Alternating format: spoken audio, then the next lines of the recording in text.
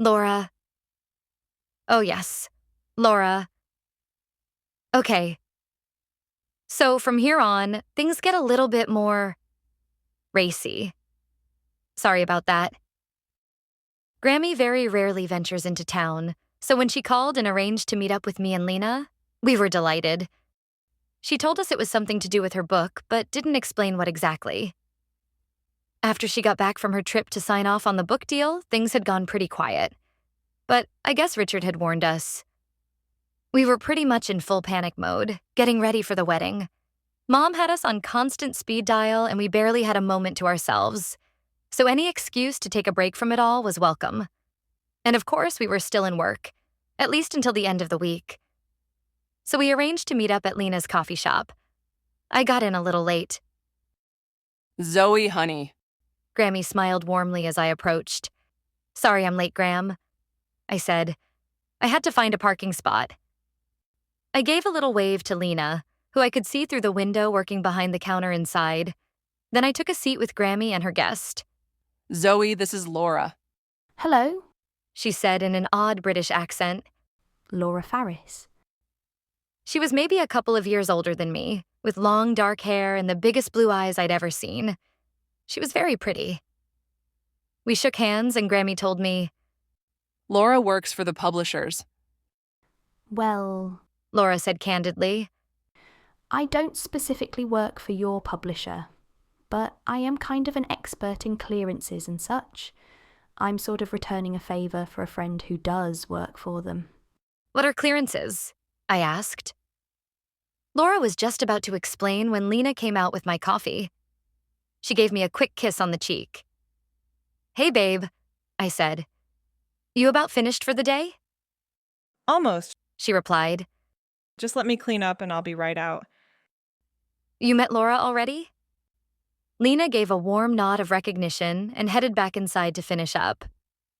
So, you wanted to know about clearances? Laura continued.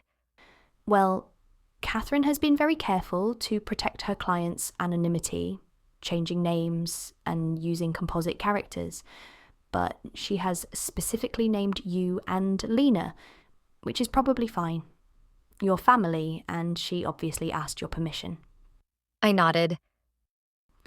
But the publishers just need to make sure, so they're covered. It's really just a legal technicality. They just need your clearance in writing so they can go ahead. Sure, no problem. Where do I sign? Full disclosure, this sort of thing is normally done by email these days, but I really wanted to meet you all. So here I am. So, you've read the book? I asked. Yes. She grinned. And I thought it was amazing. Grammy smiled, a little embarrassed. Just then, Lena came and sat beside me with her own coffee. Okay, what did I miss? She asked. So Laura did a quick catch-up as I took out my cigarettes, passing one to Lena and Grammy. Do you smoke, Laura? I asked. She smiled. Occasionally, usually after sex or before sex, or so quite a lot, really. She glanced at the pack. I think I can make an exception for company, She said. I offered the pack and she took one with a grin. Does your husband smoke? Grammy asked as we each lit up. Laura smiled enigmatically. Yes. And no. She let the silence hang for a moment before clarifying. He thinks he doesn't, but he does, when I want him to. I looked at Grammy in surprise. Grammy looked back at me, equally astonished. Then, as if on cue, we both looked at Laura. She took a long, relaxed puff of her cigarette. I should probably explain. You see, Nick and I share a profound interest in hypnosis, so I have him deeply conditioned to follow certain instructions without any conscious recollection. Grammy and I were stunned. Then Grammy gathered herself and asked, Isn't that kind of unethical? Laura thought for a moment, then replied, Probably, but our arrangement is mutual, so I'm sure I have similar triggers that I'm not consciously aware of, possibly involving blowjobs. She grinned and took another delighted puff. Besides, He's my husband. I can do what I like with him. Grammy and I were both completely astonished. Laura looked at us both and laughed mischievously. Oh, come on. Catherine, you must have played around a bit. No, Grammy replied. I've really only ever considered hypnosis as a therapeutic technique. Oh, ladies, Laura chuckled. you don't know what you're missing. Is that why you took an interest in Kathy's book? Lena asked, her voice the only steady one at the table. Laura nodded eagerly. Yes, although I've never really considered the past life experience. I found the case studies very intriguing, particularly yours and Zoe's. She leaned forward, her big blue eyes locked onto us, and she nonchalantly, but very precisely, began to thoroughly quiz us both on the story of Daisy and Roger. Well, Laura said when we had covered literally everything. that is amazing. She had even grilled Grammy, who supplied most of the background details that she had found through her research. And your panic attacks have definitely gone completely? She asked Lena. Totally. She confirmed. It's changed my life and brought me the girl of my dreams. She squeezed my hand gently, and I felt a sudden warmth rush up my neck. And your own experience? Laura turned to Grammy. As Leonie in World War I? Well, yes, Grammy said thoughtfully. that was a real eye-opener, but I pretty much covered all that in the book. It's just utterly fascinating. Laura said genuinely, sounding breathless for the first time that afternoon. Honestly, I'd love to give it a go myself. Grammy offered a warm, knowing smile. I'd be happy to guide you, Laura. Just let me know when you're free.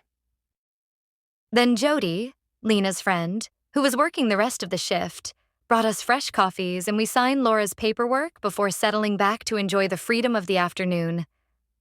Something Laura said earlier came back to me, and I couldn't stop myself from asking, Laura? So, what are we missing? Laura grinned and Grammy let out a little sigh. Well, Laura said, letting the words stretch out into the quiet space between us. She tilted her head, her fingers lightly tapping a slow, gentle rhythm against her coffee cup. The hint of a wicked smile played across her face, and she gently leaned forward, a devilish glint in her eyes. First, she looked carefully at Lena, then at me.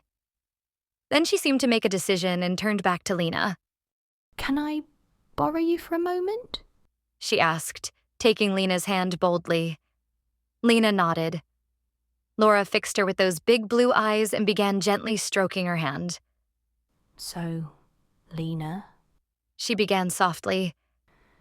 I'm not going to hypnotize you. I'm just going to talk to you. And you don't need to do anything. Just listen to my voice. And as you look into my eyes and listen to my voice, you can begin to find that this hand is becoming more and more sensitive. She was gazing directly into Lena's eyes, and as Laura blinked, kind of slowly, Lena followed, a moment later. Just as slow. And this hand is linked to the most intimate areas of your body. And the more sensitive it becomes, the stronger that link becomes. Your body knows. Your body understands.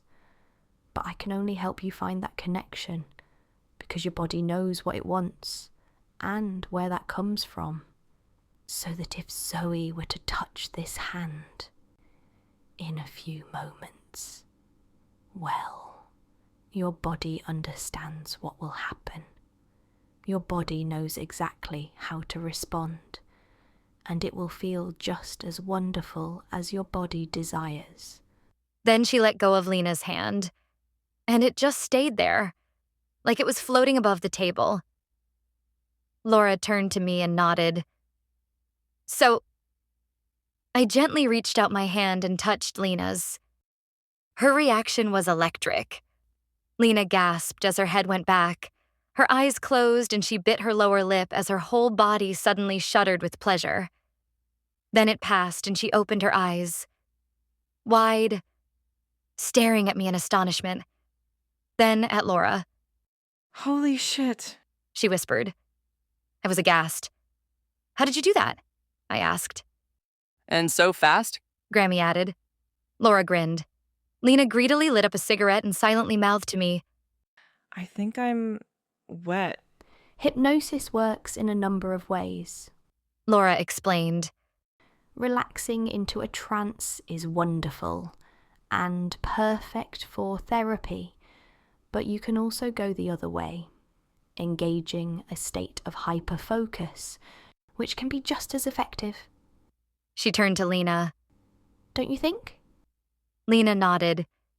She still seemed a little out of it. Suddenly, Laura took her hand again and leant in close, whispering in her ear. Lena's eyes closed and a big grin spread over her face. Then Laura withdrew and Lena sighed, reaching for her cigarette. What was that?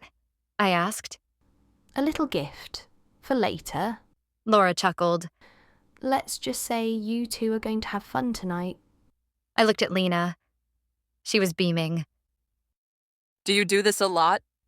Grammy asked. More than I should. Laura replied. I'm afraid I have a bit of a devilish streak. Sorry, could I pinch another cigarette? Lena quickly offered her pack and Laura took one with a grin. You know, She said thoughtfully after lighting up. it's only just occurred to me that most of my informal trances begin with me saying, I'm not going to hypnotize you, even though that's exactly what I'm doing. Grammy looked at her thoughtfully. You know, Laura, She said.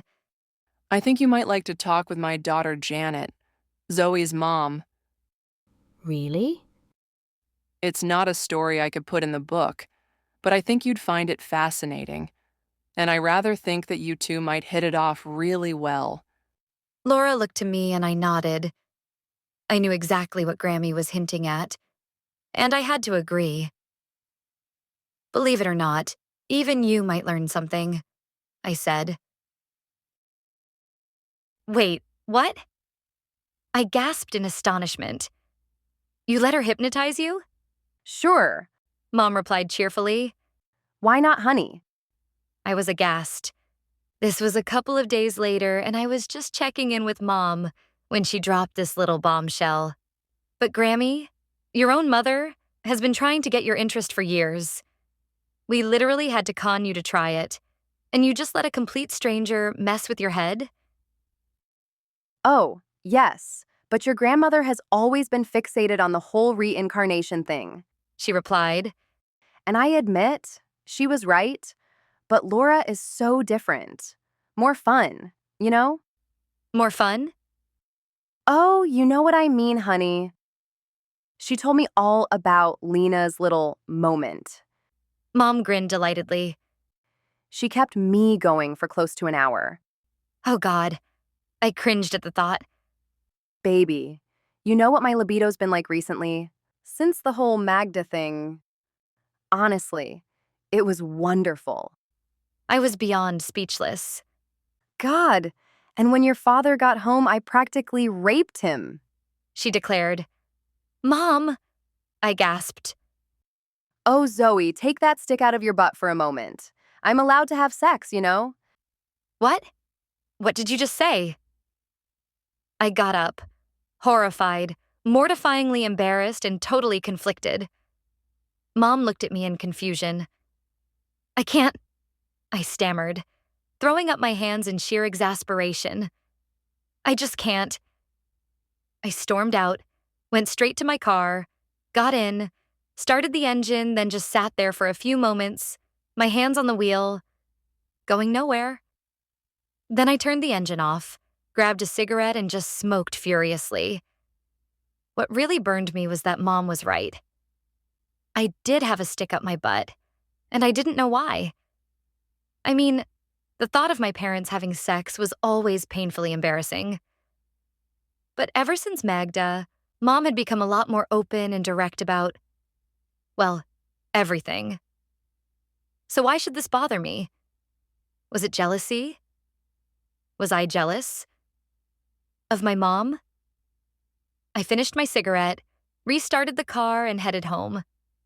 Still wondering.